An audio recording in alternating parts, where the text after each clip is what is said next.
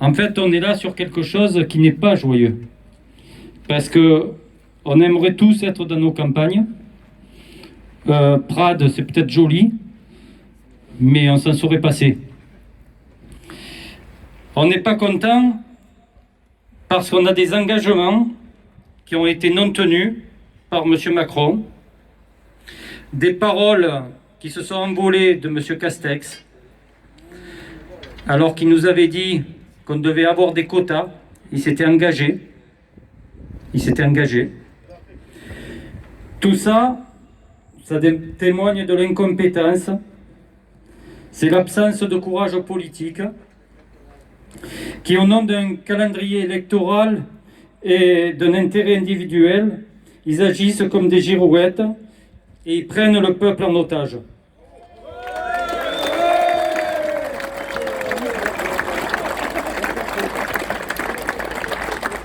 Pour nous, c'est du mépris.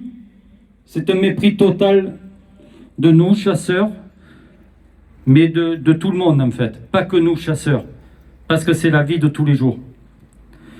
La question des quotas et plus généralement de la chasse et de la ruralité est au centre de débats nationaux actuellement. Et c'est pour mieux masquer les sujets les plus importants de notre société. On le voit avec tout ce qui se passe actuellement sur le Covid, sur les problèmes économiques. Ça, ce sont les vrais problèmes. Et puis même, si on revient vers nous, le problème de biodiversité. Parce qu'ils existent, ces problèmes de biodiversité. Mais est-ce que c'est nous qui défaisons cette biodiversité? Non. Voilà. On veut, en ce moment, l'éradication de la chasse. Malheureusement, ça permet l'émergence d'une vraie politique. Est-ce que ça permet l'émergence d'une vraie politique environnementale? Je ne suis pas sûr. Voilà. Madame Pompili, elle a fait... Enfin, je dis Madame Pompili, mais c'est même pas Madame Pompili. C'est Madame la représentante de la LPO. Elle attaque les chasses, mais je vais dire la chasse à la glu, parce qu'on est les premiers impactés. Mais en fait, c'est toutes les chasses qu'elle impacte. Mais je vais dire la représentante plutôt de la LPO. Parce qu'actuellement, on a une ministre qui est la représentante de la LPO, et uniquement de la LPO. Voilà. Alors, elle vient d'acquérir une médaille en chocolat, voilà, pour masquer d'autres problèmes.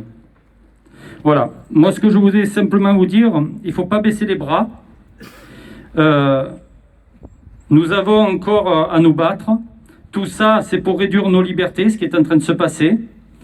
Nous avons perdu une manche, mais il va falloir continuer, parce que vous savez très bien que même au niveau de l'Europe, et Willy, je pense, en parlera tout à l'heure, même au niveau de l'Europe, on n'en veut plus de cette chasse, de nos modèles de chasse, de nos chasses traditionnelles, de nos chasses millénaires. Et là, il va falloir continuer à se battre. Donc aujourd'hui, nous étions nombreux, mais on peut être encore plus nombreux, et il va falloir être encore plus nombreux pour montrer notre détermination. Et je pense que les jours qui arrivent, des annonces seront faites, mais ça, vous serez prévenus dans quelques temps. Voilà. Merci de votre présence, merci à ceux qui sont venus très très loin. Je voudrais remercier les maires qui se sont déplacés, les maires qui ne sont pas là, mais qui se sont réunis, comme par exemple dans les Bouches-du-Rhône, et qui ont rencontré le président Larcher et qui ont signé une motion. Je ne vais pas tout lire la lettre, mais